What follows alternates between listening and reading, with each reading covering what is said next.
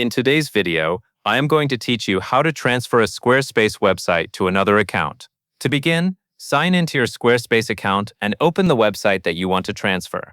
Make sure you are inside the correct site before making any changes, especially if you manage more than one website in the same account. This helps you avoid sending access for the wrong project. Once the site is open, go to the main menu and look for Settings. Inside Settings, click Permissions.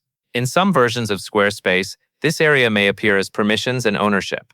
The wording can vary slightly, but it leads to the same place. This is where you control who has access to the website and what level of access each person has. After that, click Invite Contributor. This option lets you send an invitation to another Squarespace account so that person can be added to the site. When the invite window appears, enter the email address connected to the account you want to transfer the website to. Be careful when entering this information because the invitation needs to go to the correct account in order for the transfer process to move forward smoothly. Next, assign that person administrator privileges. You will usually do this by turning on the administrator option or using a toggle switch. This step is important because the receiving account needs full administrative access before ownership can be handled properly. Without the correct permission level, the person will not have the access needed to manage the website. Once administrator access is enabled, click Invite to send the invitation.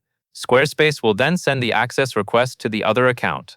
At this point, the main part of your setup is complete.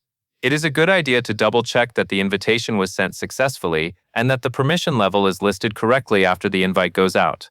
If you are guiding someone else through the process, remind them to accept the invitation from their Squarespace account so they can be added with the correct access level.